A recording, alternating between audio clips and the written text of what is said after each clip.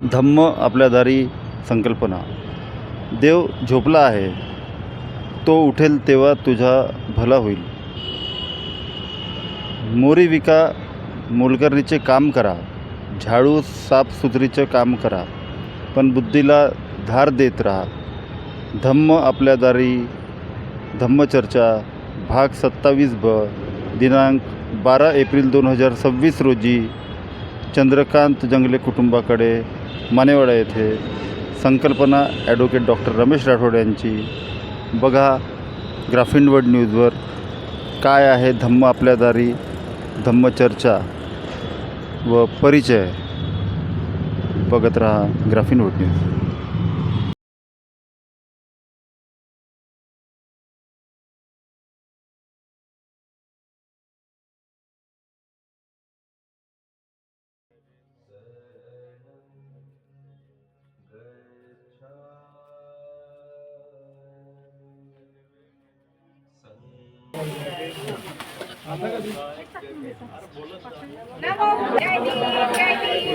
एकदा काय झालं, एक स्त्री एक महिला एका व्यक्तीकडे काम करायला होती. काम करत असताना अचानक तिचा नवऱ्याचा अपघात झाला. नवऱ्याचा अपघात झाल्यानंतर तिला काय करावं काय नाही, एकुलता एक मुलगा जो नवरा होता तोही मरण पावला. तिला काही सुचेना, ती कामाला जात होती. गेल्यानंतर तिला वाटलं की आपल्या घरांमध्ये जी काही याची परिस्थिती सुधारल्या जात नाही, घरामध्ये काही बरकत येत नाही, चला आपण ब्राह्मणाकडे जाऊन आपलं ज्योतिष्य पाहावं. म्हणून ती एका ब्राह्मणाकडे गेली आणि त्या ब्राह्मणाकडे गेल्यानंतर त्याला सांगते की बाबा आमच्या घरामध्ये अशी अशी स्थिती आहे, माझा नवरा ऍक्सिडेंट मध्ये मरण पावला, एकुलता एक मुलगा, मी काय करावं. तेव्हा ज्योतिषाने त्याचं ज्योतिष्य बघितलं आणि त्यांनी सांगितलं बाई तुमच्या मागे 7.5 लागली आहे, ही 7.5 तुमच्या नवऱ्यावर गेली, तुमच्या घरातून 7.5 गेलेली नाही आहे. या 7.5 त्या शनीला आपल्याला शांत करायचं असेल, जर तुम्ही शांत नाही केलं तर तुमच्या मुलावर त्याची आपत्ती येईल. बाई घाबरून गेली, कारण ती मोलकरींचं काम करत होती. मोलकरींचं काम करत असताना आपलं घर चालत होती. ज्या मालकांकडे काम करत होती त्यांच्याकडे गेली. आपण समजा चंद्रकांत जंगलेकडे आले, म्हणाले की सर मी तुमच्याकडे काम करते, मला 500 रुपये द्या. तर सर म्हणाले का बाई 2 दिवसापूर्वी तू 500 रुपये घेऊन गेला, तर 500 रुपयाची काय गरज आहे. नाही नाही सर मला गरज, अत्यंत अडचणीचं काम आहे. कोणतं अडचणीचं काम सांगणं. तेव्हा ती सांगते की त्या ब्राह्मणाने मला असं सांगितलं की आमच्या मागे 7.5 लागलेली आहे, म्हणून त्या तेलंगणीच्या त्या हनुमानाच्या मंदिरात जा, हनुमानाला तू तिथे नैवेद्य दे, त्याला पूजा कर. त्याच्या पूजे केल्यानंतर तुझ्या मागची ती शनीची ती निघून जाईल. म्हणून ती त्याच्यामुळे 500 रुपये मागते. तर तो म्हणते की नाही देत. काय करते अशा प्रकारचे भाकरकथेत कुठे काय पडलं असं तो तिला समजवतो, परंतु ती काही ऐकत नाही. तेव्हा ती म्हणते की नाही जर देतात द्या, नाही तर मी उद्यापासून कामाला येत नाही. मग आग्रहास्तव चंद्रकांतला त्यांना पैसे द्यावं लागलं. ठीक आहे बाई घे. ती 500 रुपये घेते.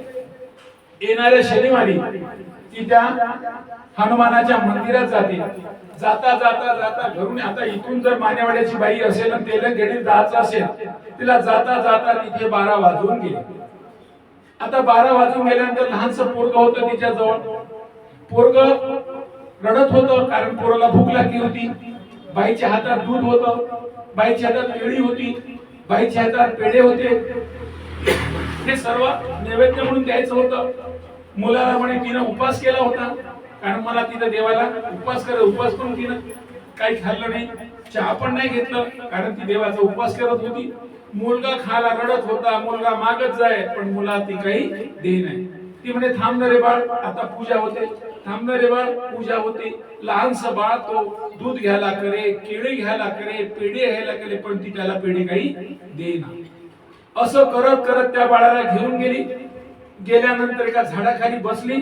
बाळ रडतच होता. रडता रडता त्याला म्हणे थांब बाळ, हळूहळू करता त्याला झोपी घातलं आणि झोपी घातली आणि ती त्या महाराजांकडे आली. ती सांगते की ब्राह्मणाला मी घेऊन आली. तो का म्हणतो का बाई ही याची वेळ आहे का. म्हणते देव आता झोपलाय, देव उठेल तेव्हा तुला यावं लागेल. किती वेळाने उठेल. ती 1 तास लागेल म्हणे.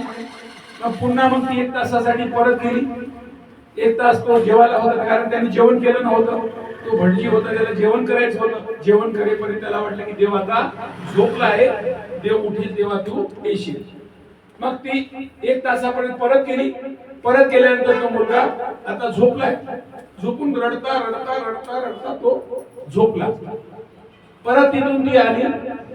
1 तासानंतर त्या ब्राह्मणाने त्या जे काही पूजा केली, पेढे होते, अर्धे पेढे त्यांनी घेतले, अर्ध केळी होती, अर्धी केळी घेतली, नारळ फोडला, अर्धा नारळ घेतला, अर्धे केळी, अर्धी नारळ, अर्धे पेढे त्या बाई दिले आणि 250 रुपये त्याची जी काही फीस होती ती घेतली आणि ती बाई गेली.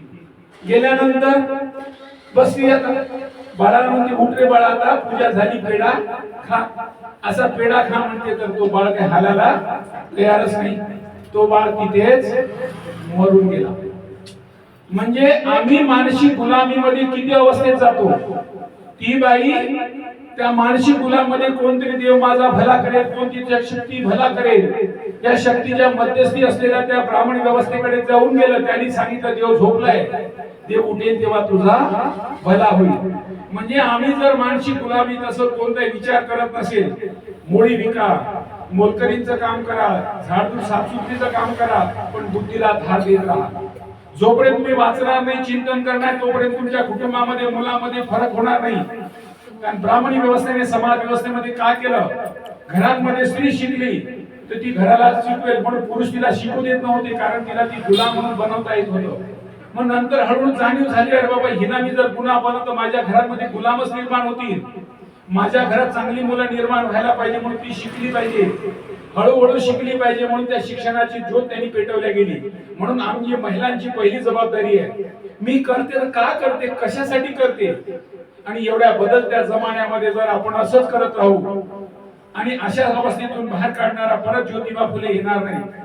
मग ज्योतिबाला गुरु मानणारे त्यांचे जे शिष्य होते ते बाबासाहेबांनी त्यांचं साहित्य वाचलं आणि त्यांचं साहित्य वाचल्यानंतर त्यांच्या डोक्यात प्रकाश पडला, या लोकांना शिक्षणाची संधी देणे हे गरजेचं आहे.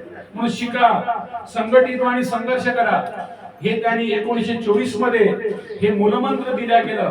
बहिष्कृत हितकारणी सभेला सांगितलं की आमच्या समाजाला ही ज्योत पेटवणं गरजेची आहे. म्हणून तुम्हाला सर्वांना सांगितलं की आपण शिका. आज ज्याप्रमाणे बाबासाहेबांना मानणारी मंडळी शिकतात आणि शिकून एवढं चालत नाही, शिकल्यानंतर आपला अधिकार हक्क दिलं आणि अधिकार हक्क गाजवण्याची क्षमता तुमच्यात निर्माण करून दिली. आज कोणी सांगत नाही मी स्त्री आहे, पुरुष आहे, लंगडा आहे, खोडा आहे, काळा आहे, गोरा आहे, मी एकटीच आहे, काय करू. एखाद्या स्त्रीनं म्हणा मी एकटीच आहे, काय करू. याचं उदाहरण आहे नागपूरच्या सेंट्रल जेल आहे, नागपूरमध्ये आपल्या याला यवतमाळला एक जेल आहे. त्या जेलाची जेलर जी चीफ आहे ती एक अनाथ मुलगी आहे, जिचे आई नाही, वडील नाही, आई वडील नसलेली मुलगी शिक्षण घेतलं. शिक्षण घेऊन त्या ठिकाणी ती त्या जेलाची एसपी बनली, त्याला अध्यक्ष म्हणतेचा अधीक्षक झाली. आता ती म्हणते का मला आई नाही, बाप नाही, लंगडी आहे, खुडी आहे, एकटी आहे, काही करत नाही. आता तुम्हाला भारतीय समाज व्यवस्थेने एवढं निर्माण करून दिलं, तुम्हाला तुमची क्षमता वाढवण्यासाठी, तुम्हाला स्वतःला तयार होण्यासाठी आता सर्व दारं उघडी केली आणि शिक्षणाची संधी दिली आणि शिक्षणाची संधी देऊन तुम्हाला सोनं करण्यासाठी तयार केलं. आज कोणी काही म्हणू शकत नाही. महिलांचा उद्धार महिलांसाठी काय केलं नाही. महिलांसाठी भारतीय संविधानामध्ये पुरुषांप्रमाणे समान अधिकार दिलं. जो प्रमाणे पुरुषांना जे मताचा अधिकार आहे, पुरुषांना जे नोकरीचा अधिकार आहे, पुरुषांना ज्या निवडणुकीमध्ये उभं राहता ती उभं राहू शकते, त्याचबरोबर उभे राहून आता पुन्हा त्यांना 33% रिझर्वेशनची पण बाजू दिली.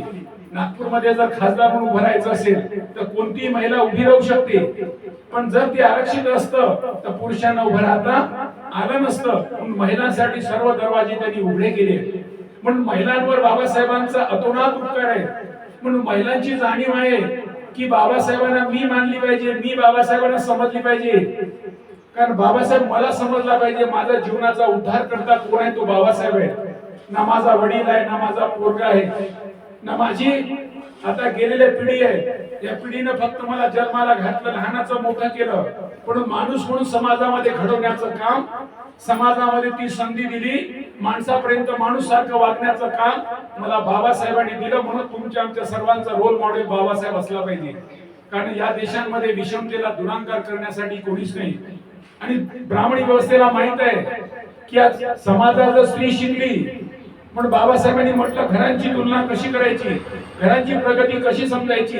ज्या घरांमध्ये महिला जास्त शिकलेल्या असेल, ज्या घरांमध्ये महिला कारोबार करत असेल, ती महिला दुसऱ्या महिलाला प्रगतीला पुढे नेत असेल, तर त्या घरातली प्रगती त्या महिलांच्या स्थितीवरून ओळखायचं. म्हणून महिलांची जबाबदारी आहे, जो तशी ज्योत लगाते चलो प्रेम की गंगा बहाते चलो. शिक्षण, कारण मुलांना सर्वात जवळचा कोण वाटतं घरातल्या मुलांना? आई वाटतो. आई ही माझी सर्वस्वी आहे. आई सांगते ते बरोबर आहे. एकदा काय झालं, एक बाई कामाला जायची. कामाला जात असताना घरी एकच मुलगा, आणि मुलगा कुठे जाईल तर काय करावं म्हणून तिला चिंता पडलेली असायची. म्हणून ती काय सांगायची, बा तू घरी कुठे जाऊ नको, आज मामा येणार आहे.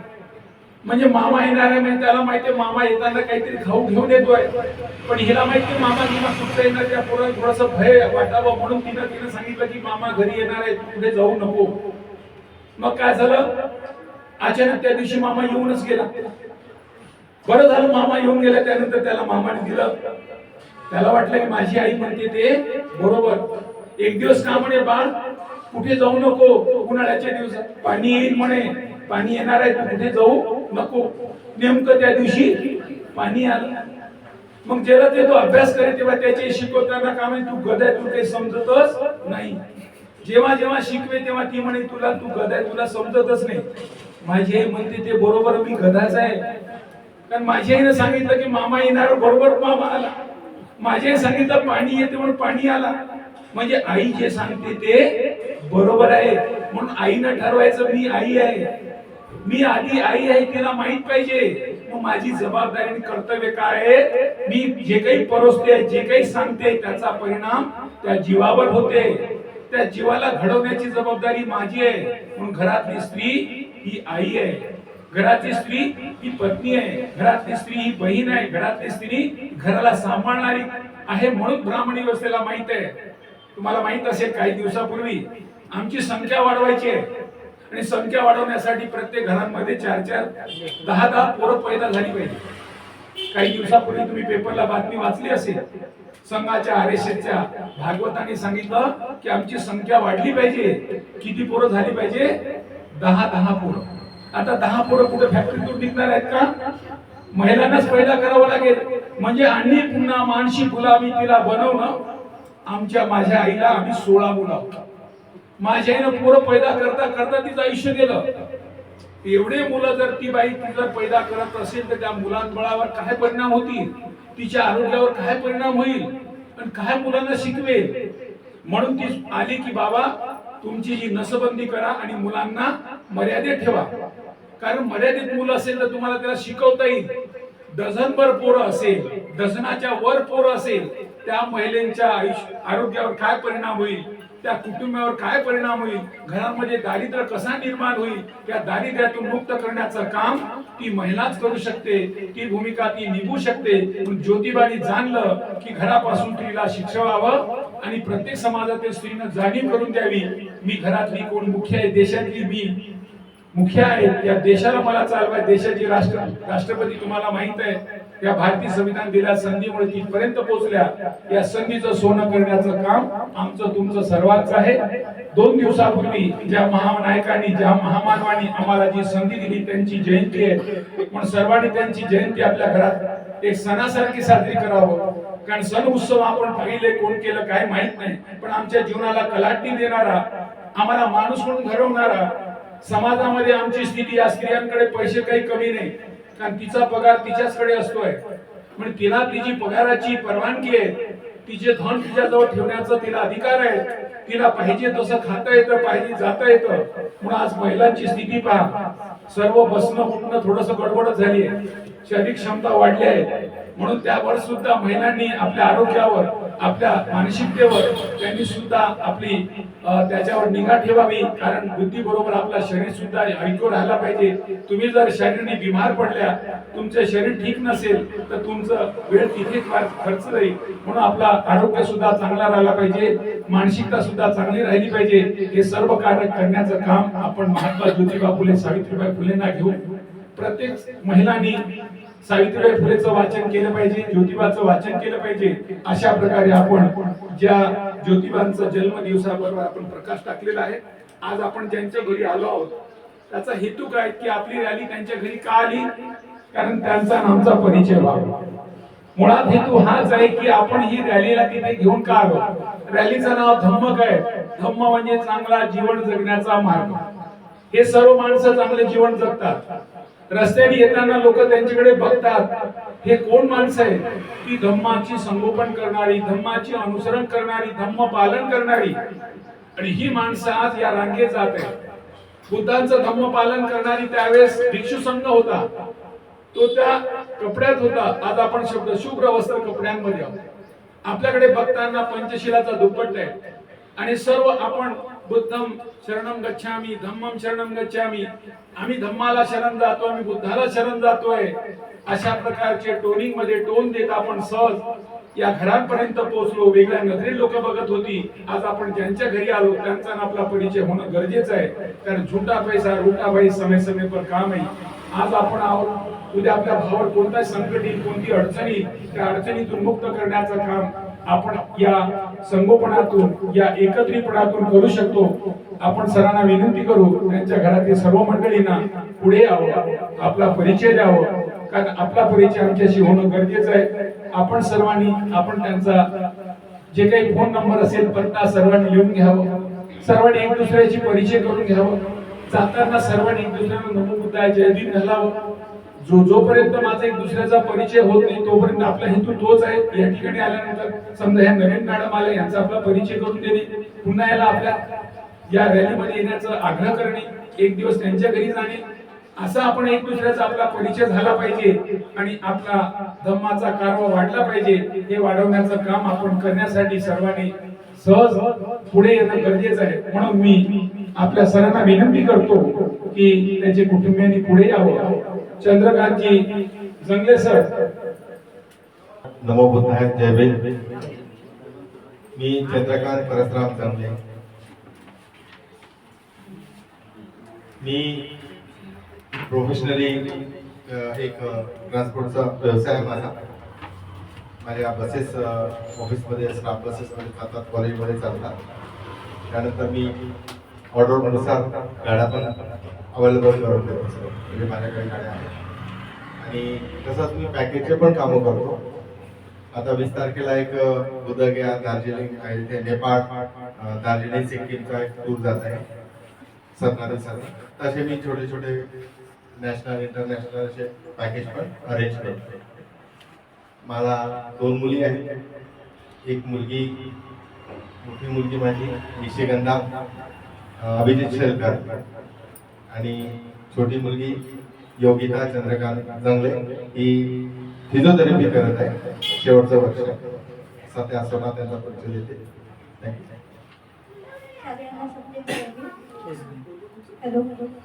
सगळ्यांना सप्रेम जय भीम. माझं नाव योगिता आहे. मी फिजिओथेरपी फायनल इयर करत आहे. मी भावसाहेब मुळक, लंडनमध्ये आहे ना, तिथे. नाव सांगा ना. हॅलो, जय भीम सगळ्यांना. हॅलो, माझं नाव निशिगंधा जंगले आहे. अभिजित शेलकर आहे. तुम्ही सांगा. जंगले, निशिगंधा जंगले, अभिजित शेलकर. माझं शिक्षण B.Pharm झालं आहे. मी ममता जंगले, मी हाऊसवाईफ आहे. सरांच्या घरी आता आपल्या समाजातील लोकांना मॅक्झिमम 1 मुलगी 2 मुलगी आहे. मुलीला शिकवतात, चांगल्या दर्जाचे, चांगल्या क्वालिटीचे निर्माण करतात. आणि असे निर्माण करणारी आपल्याकडे नगरारे मॅडम आहेत. त्यांच्या दोन्ही मुली चांगल्या प्रकारे शिकवतात, त्या मुलीसाठी जीव ओततात त्या. अशाच प्रकारे कितीतरी मुलींकडे, मला अर्चनाताईकडे पण मुलीच आहेत, अशा प्रकारे आईनी जर आपल्या मुलींना धजवल्या गेलं, सजवल्या गेलं तर समाजामध्ये वेगळं स्थान निर्माण करू शकतात. आणि आपण मुलींची वाट पाहत राहतो. मुलांसाठी एका मुलांच्या वाट पाहण्यासाठी ढोबरभर पोरं तयार होतात, मग त्याचं सांभाळतं घाण होतं. म्हणून आपण समाज व्यवस्थेमध्ये एकत्र राहण्यासाठी, समाज व्यवस्था बदलवण्यासाठी पहिला आणि दुसरा कोणी यावं, मॅक्झिमम एक करून बंद करावं. कारण पुत्र द्यावा गुंडा त्रिलोकी लागेल झेंडा. दोन दोन तीन तीन पुत्र घरात माहित आहे काय झगडे चालू आहेत. म्हणून एकही दिला तरी तसाच, दोन्ही दिलं तरी तसेच. हे मुलं असे का होतात? त्या मुलांवर संस्कार होणं गरजेचं आहे. आता तुमची मुलं तुमच्या अंगावर काय येत आहेत? पोरग बरं होतं पायीमुळेच बिघडला. कारण तुमचे संस्कार चांगले असतील तर तुमचे पोरं बिघडणार नाही, म्हणून तुम्ही संस्कार चुकता. म्हणून तुमच्या मुलांना जर आज लहान मुलं असेल तर त्याला दररोज वंदना घरात केली पाहिजे, बुद्धाच्या मूर्तीसमोर बसलो पाहिजे, त्याला बाबासाहेबांची आठवण करून दिली पाहिजे. कारण आपण बाबासाहेब वेळेवरच घेतो, बुद्ध वेळेवरच घेतो, मग त्या वेळेवरचा माणूस कुठे काम येणार आहे? म्हणून वेळेपूर्वी नियोजन असणं आवश्यक आहे. सराकडे कार्यक्रम होणं 8 दिवसांनी माहिती होतं कार्यक्रम होणार आहे, म्हणून कोणते कार्यक्रम नियोजनबद्ध असतं. म्हणून आपल्या मुलींना, आपल्या मुलांना शिकवण्याचं काम आपण करत राहिलं पाहिजे. सरांकडे दुसरं काम आपल्या सर्वांना घ्यायचं आहे. आपण सर्व रॅलीमध्ये जातो, सरांनी सांगितलं दार्जिलिंगला जात आहे, नेपाळला जात आहे, एखादा संधी आमच्यासाठी पण द्या. आपण पण एखाद्या संधी सोनं करू का? या ठिकाणी सर्व एकत्र येणे, एका ठिकाणी जर सारं आपण कुठेतरी गेलो मग आपला सर्व घरोबा एका 8 तास 10 तास एक दिवस झाले म्हणजे तुम्हाला 10 तास सोबत येणे, 10 तास एकत्र राहणे. भांड्याला घासल्याशिवाय भांड पडत नाही, माणसासोबत बसल्याशिवाय माणूस कळत नाही. बोलायला फक्त वेगळं असते, पण प्रत्यक्ष जेव्हा पाहतो तेव्हा कळतं की या माणसासोबत कसं राहावं. म्हणून आपल्याला अशी संधी सरांनी निर्माण करून द्यावी. ती संधी कशी घ्यायची आपण सर्वांनी ठरवू, कारण स्वतः आपल्या सोबत चांगले माणसं आहेत. त्याची संधी करण्यासाठी सुद्धा आपण सरांचं हे घेऊ शकतो. मी करुणा अशोक गोडगाटे, माझी मिस्टर टीचर आहे आणि मुलगी, मला एकच मुलगी आहे, माझी मुलगी डॉक्टर आहे.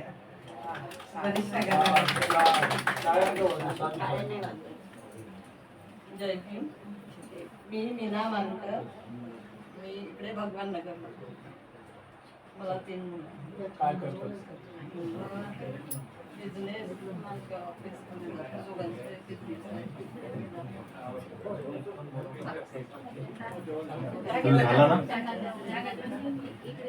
सर्वांना माझा जय भीम. मी सुलोचना राजूबाले, मी विंटर कॉलेजला राहते. मला एक मुलगा आणि मुलगी आहे. मुलगी BSc नर्सिंग फर्स्ट इयरला आहे आणि मुलगा 7वीला. सर्वांना जय भीम. माझं नाव राणी विकास मानकर आहे. मला एक मुलगी आहे. परिचयामध्ये नातं सांगायचं आहे, आता शेजारी पाजारी व्हा. आणि माझे दीर आहेत, त्यामध्ये जाऊबाई आहेत. आणि मी मानेवाड अक्कलिक नगरला राहते. मी एक मुलगी आहे आणि मला 2 मुलं, एक मुलगी आहे. एक मुलगा ऑफिसमध्ये आहे, एका मुलाचा बिझनेस आहे, मुलगी आपल्या घरी आहे.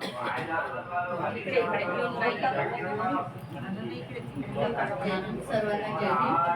मी सुरेश शेलकर. मला 3 मुलं आहेत. जंगले साहेबांची मुलगी माझी सून आहे. 3 मुलं माझे जॉबवर आहेत. एक मुलगा MSCBला आहे, 2 बँकेमध्ये. मी गृहिणी आहे.